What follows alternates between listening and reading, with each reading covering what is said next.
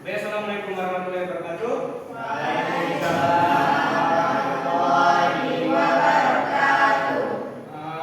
Sebelum kita memulai pelajaran pada pagi hari ini, sebaiknya kita melihat kondisi sekitar kita dulu. Coba tolong matikan lampunya.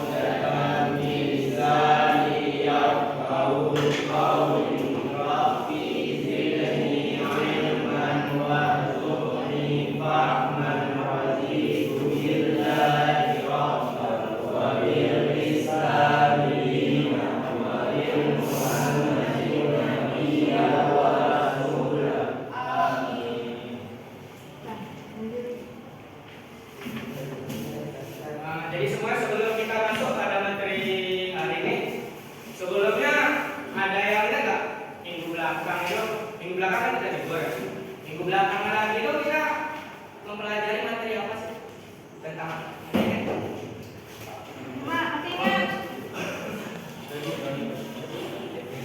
Judulnya dulu apa nih? Kita bahas tentang apa?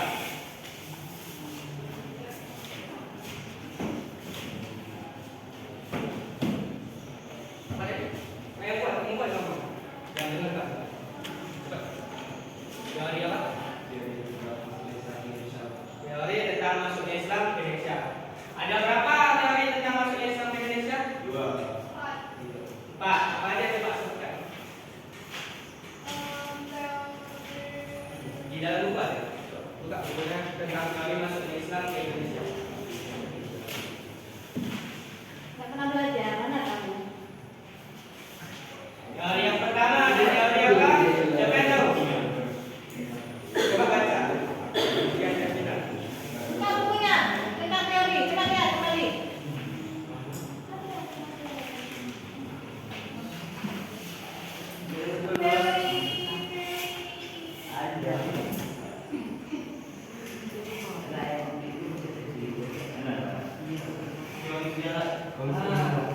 Apa teori sejarah mengatakan tentang apa? Siapa? Yang lain dengar ya kawannya? Halaman 171.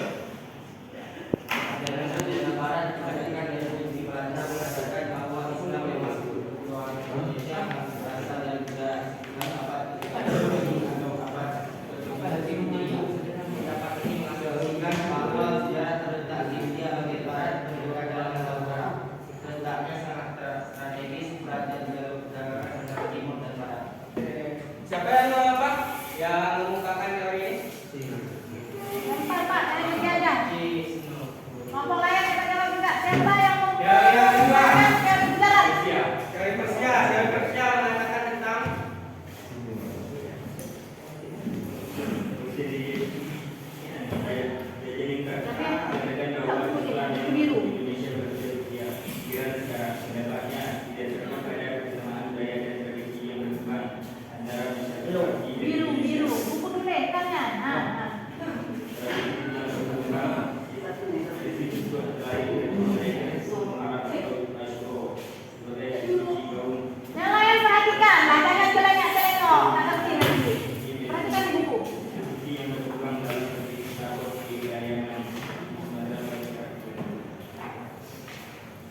Selanjutnya teori yang ketiga. Saya tahu tunjuk tangan.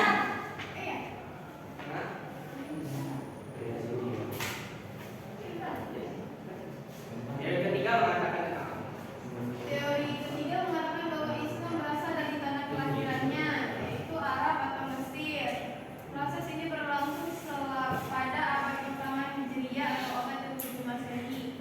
Senada dengan pendapat Hamka, teori yang mengatakan bahwa Islam berasal dari Mekah dikemukakan Anthony Jones.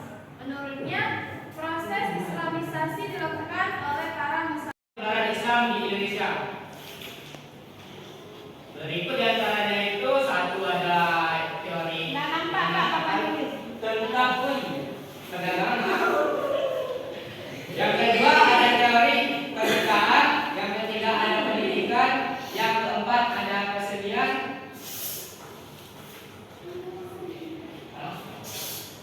Dan yang kelima ini ada tasawuf.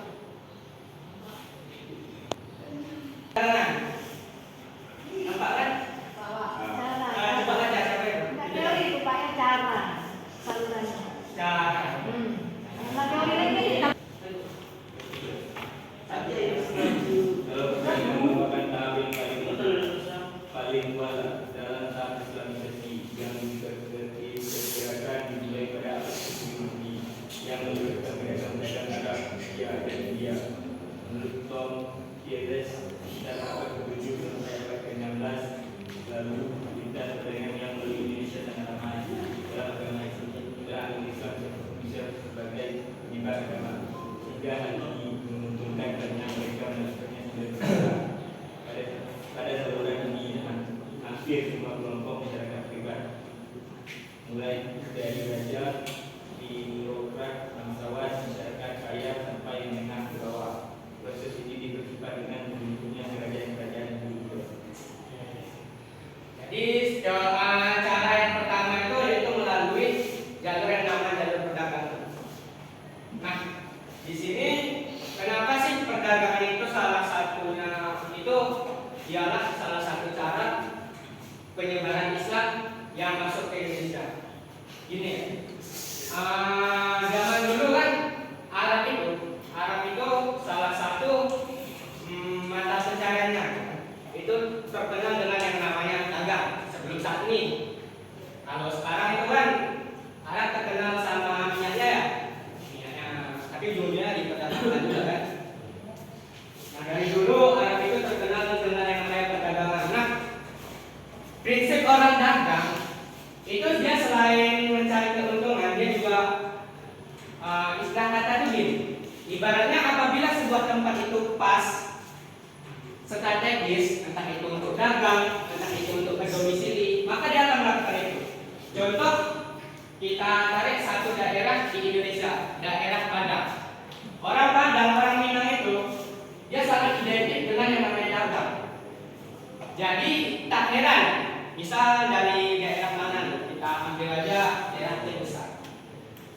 Daerah Aceh Besar itu rata-rata para pedagangnya itu, kalau bisa kita bilang sekarang itu semuanya umumnya itu udah orang Minang. Kalau nggak percaya kalian tanya orang nasi itu orang dagang pecah belah itu orang Minang. Kenapa orang Minang bisa sampai sini? Dan satu terus kenapa siap jual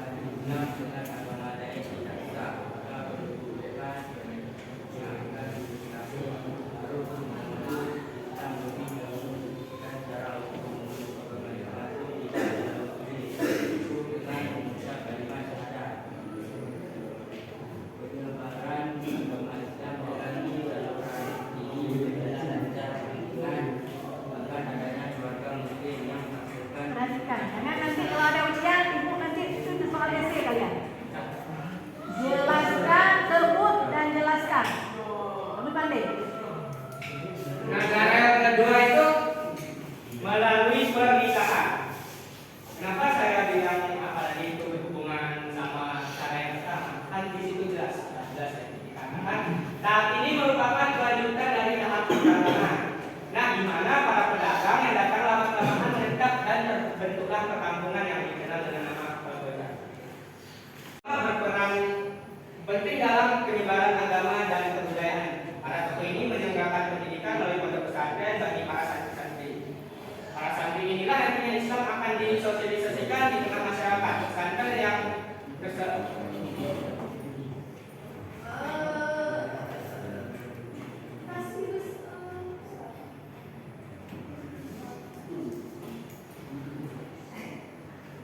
telah berdiri pada masa pertumbuhan Islam di Jawa, antara lain pesantren Sunan Ampel di Surabaya dan pesantren Sunan Giri di Giri.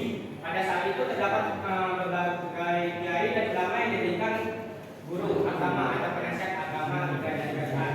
Kiai Dukuh adalah guru Maulana Yusuf di kerajaan Banten. Kiai Ageng Selah adalah guru dari Jabat Tingkir. Syekh Yusuf merupakan penasihat agama Sultan Ageng Tirtayasa di kerajaan Banten. Nah, cara selanjutnya ialah merupakan pendidikan. Seperti yang kita ketahui, manusia tanpa ilmu itu bisa dikatakan berjalan di jalan yang gelap tanpa cahaya. Karena ilmu itu sendiri adalah penerangan.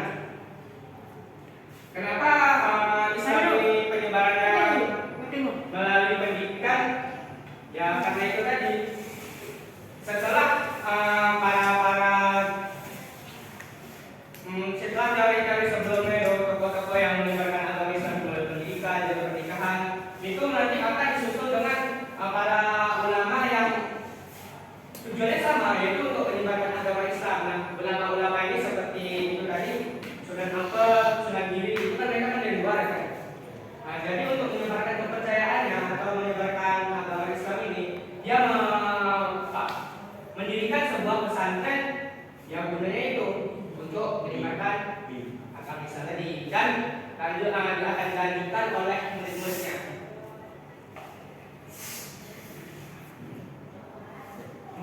Penyebaran Islam melalui seni budaya dilakukan melalui beberapa cara seperti seni bangunan, seni pahat, ukir, tari, musik, dan sastra.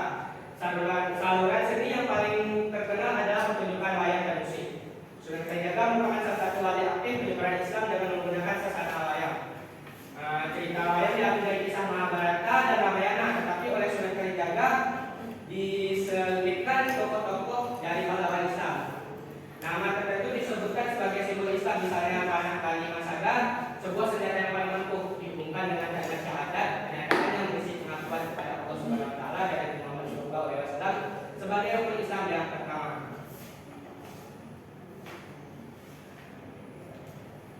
Sementara untuk musik banyak dilakukan oleh Sunan Bonang. Para Sunan Bonang yang paling populer adalah Tombo Ati yang hingga hari ini masih dinyanyikan banyak orang. Contoh lainnya antara lain Gamelan oleh Sunan Derajat serta Ganding, lagu-lagu yang berisi syair-syair nasihat dan dakwah dasar Islam. Kesenian yang telah berkembang sebelumnya tidak musnah, tetapi diperkaya oleh seni Islam atau akulturasi. Sebelumnya saya mau nanya di sini. Itu semuanya asli Aceh besar sama Banda Aceh? Nggak ada yang dari daerah luar? Nggak ada? Jawa? Dari mana ya? Dari Jawa? Jawa ya Jawa? Jawa Tengah. Di Jawa Tengah sepengetahuan adik, ada nggak kesenian kalian yang sangat berhubungan dengan Islam? Yang berbau Islam? Terus apa ya? Coba ya?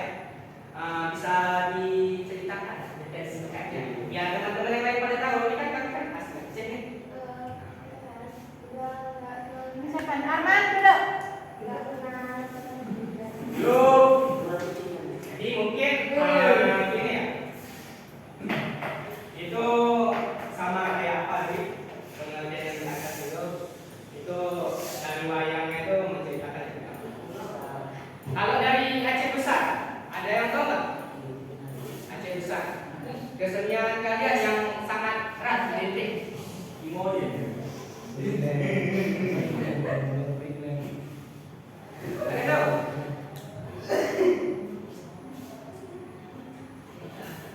Besar.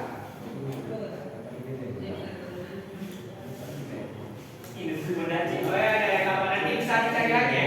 Kalau daerah Bapak nih. Yang keenam, tasawuf. Kata tasawuf sendiri biasanya berasal dari kata sufi yang berarti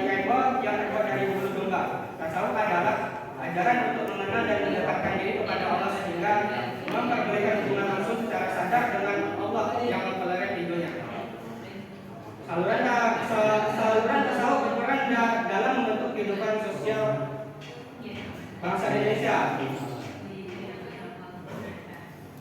Hal ini dimungkinkan karena sifat Rasul yang memberikan kemudahan dan pengkajian ajarannya karena disesuaikan dengan alam pikiran masyarakatnya. Bukti-bukti mengenai hal ini dapat diketahui dari sejarah Banten, Bangsa Jawi, dan hikayat Raja Pasai.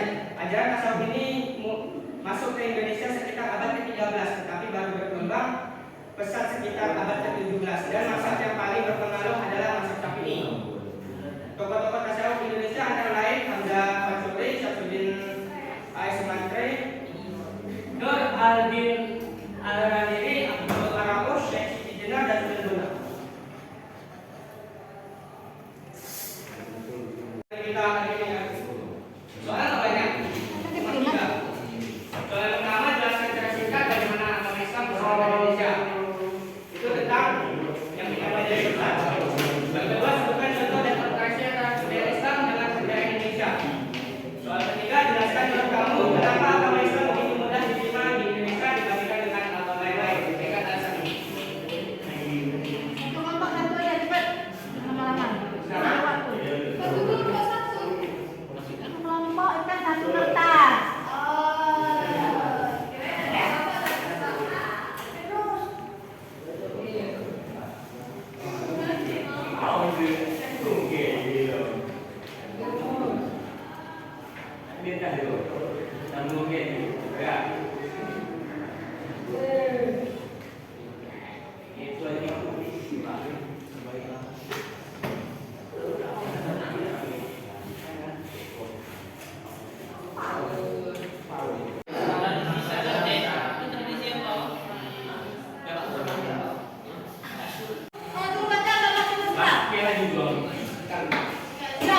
Di sini aja kan? Baik semuanya dengar. Presiden Untuk melanjutkan tugas kita pada hari ini, kita akan melakukan presentasi yang dimulai dari kelompok satu. Pada kelompok satu kami persilahkan. Yuk. ya yang Jalan terus. kita di bukunya udah dicatat tuh. Assalamualaikum warahmatullahi wabarakatuh.